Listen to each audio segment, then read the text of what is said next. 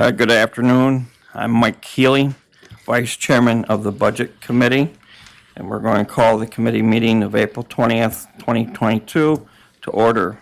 The first order of business is roll call, please. Mr. Harris, Mr. Healy, Here. Mrs. Burdick. Here. Mr. Demick, Here. Mr. Fanton, Here. Mr. Havey. Here. Mr. Ricky, Here. and Mr. Stockin. Here. 6 present, 1 absent.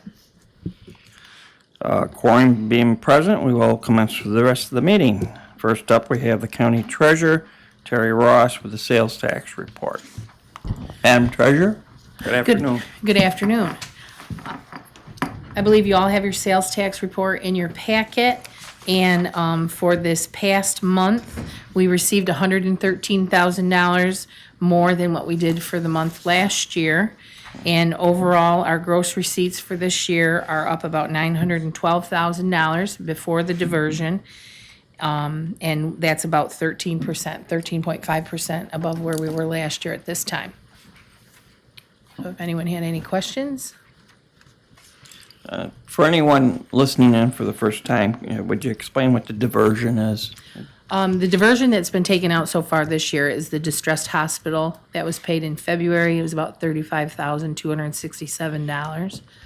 And we will have one more AIM diversion that will come out in May, which should be about $233,000. And then that will end the diversions from our sales tax That was gonna be my question. for those 2 programs. And that is, those are state mandates that we pay those funds, correct? Correct. The state started that diversion about 1.5 to 2 years ago. And now that will sunset with this new budget that was passed. Thank you. You're welcome. Any other questions for the treasurer and the sales tax report? Mr. Barnes?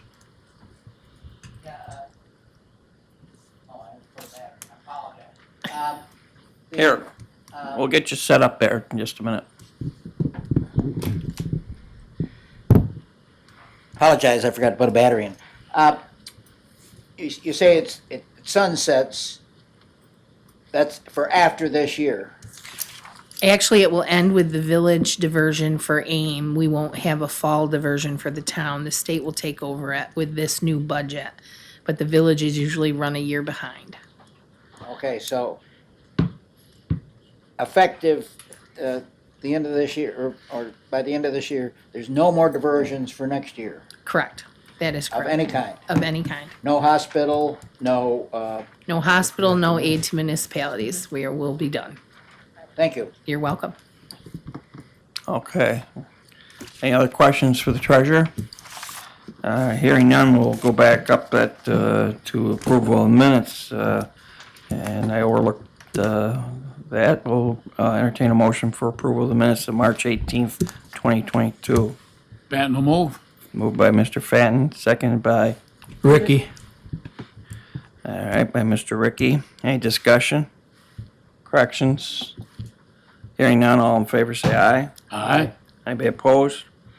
Carried. And we'll move down to number 4 on the agenda, NISAC enacted budget report. Chairman Harris was going to speak to this today, but he is absent due to family matters and was unable to be here. So, but the budget, our treasurer, Terry Ross, has said she can speak to this. Ms. Ross? Thank you, Chairman Healy. Before we go into that, I did want to give you an update on the tobacco settlement. We received some tobacco settlement money this past week. Our settlement this year is $838,890.64. We have been receiving this tobacco settlement money since 1999. It was based on a settlement that was done with cigarette manufacturers and tobacco manufacturers. We have received to date $19.5 million since 1999 based on this tobacco settlement that was reached with the companies. So I Okay. just wanted to report on that. Well, at that time, we had our choice whether to take a lump sum or to take payments. Is that correct? That is correct. Back when it first started, you had the chance of securitizing your tobacco settlement. A lot of counties did do that. We chose not to do that. And so we receive an annual allotment every year based on the company's settlement agreement. And is there any sunset to that? To my knowledge, there is not. You have a question, Mike? Yes. Yeah, Terry, the opioid settlement, have we gotten anything from that yet? We have not received anything on the opioid settlement. We did receive a notice that we should be getting something this week. It's approximately $238,000 that we should get sometime this week. Okay. That will Thank be you. our first check for the opioid settlement. No, that's not something locked in year after year at that amount, is it? That's correct. We aren't sure.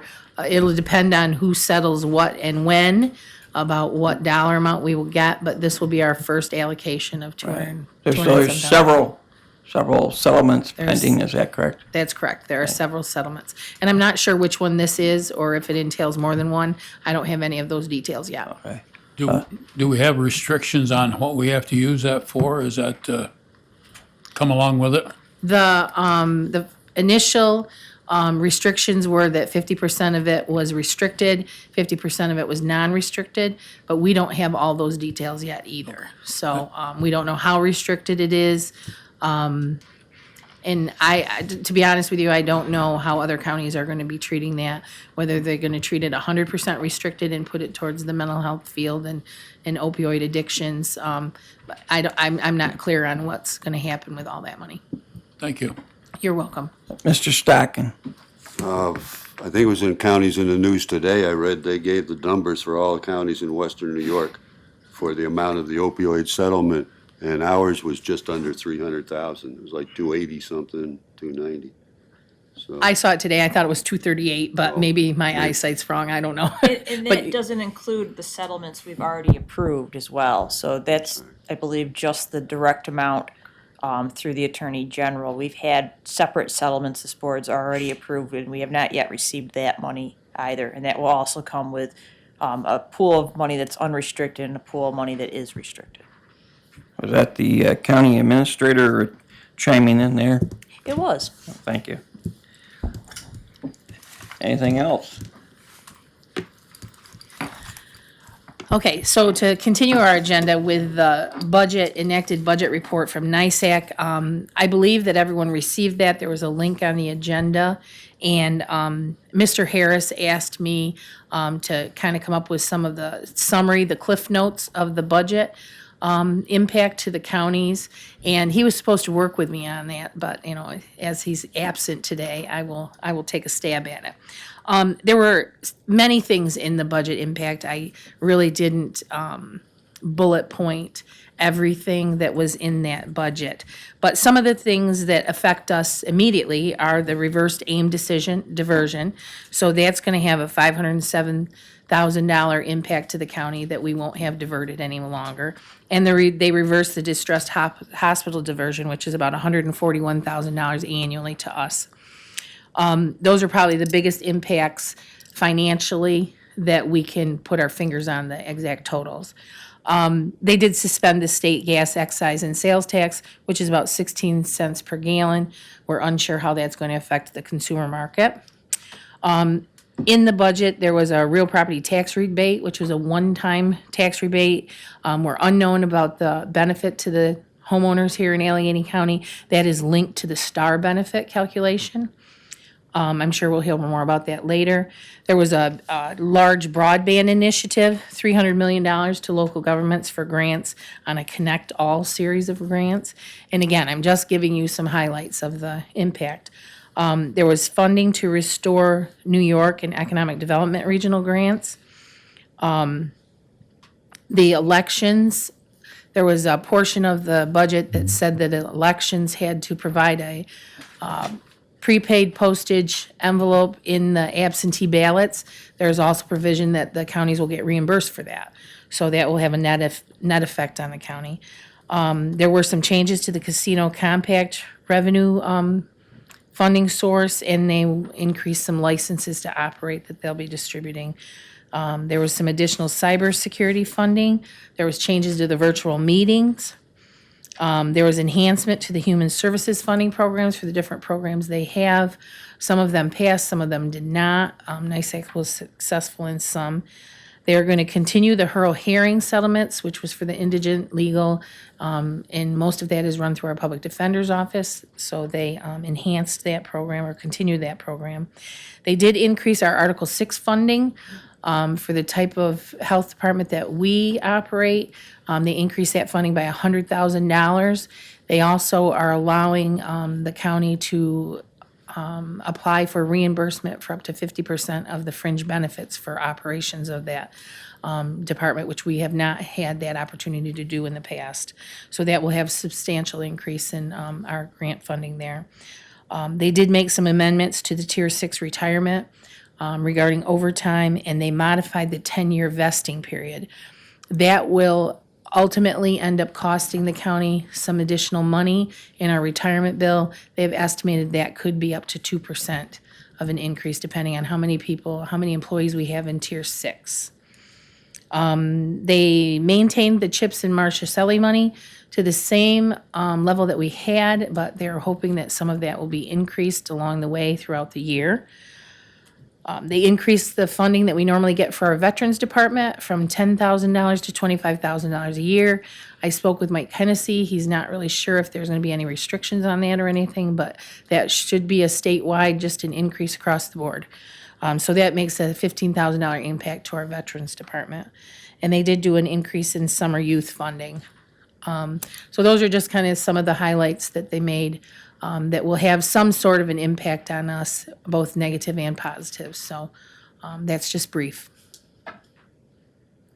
And of course, it's not lost on me that it's election year. Is that correct? So, I got a question for you in this. On the, we're one of the counties that we don't have any of the casinos things here, and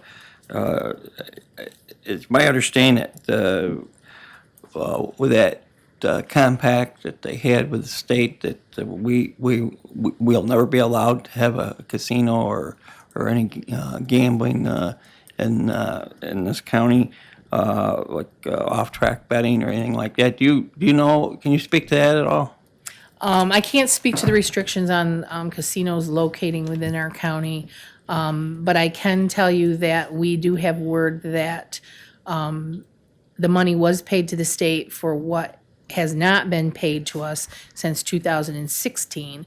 So we do anticipate getting a large sum of money for those years from 16 to 22, but we don't have any information on. So we receive a payment in lieu of that. We are part of the calculation for a non-host county. County. Correct. And do you have any idea what dollar amounts we're talking there? Well, those revenues are really calculated based on the profits and stuff from the casinos. If we were to stay along the route we were before, we were getting X amount of dollars every quarter. We've kind of calculated that we could get anywhere from $1 million to $1.2 million in back payments. It all depends on how their business did. But I assume that pales in comparison to the benefits of being a host county. Yes, correct? it does. Yes, It thank does. you. Anything else, Madam Treasurer, you'd like to add? I have nothing for budget. Thank you. Madam Administrator? I'm good. I think the county treasurer has all the facts you needed. Okay, thank you. All right, we'll move along to old business. Any old business? Any new business? Anything for the good of the order? Hearing none, I'll entertain a motion for adjournment. So moved. Moved by Mr. Demick, seconded by Mrs. Burdick. All in favor, say aye. Aye. Anybody opposed? Carried, adjourned.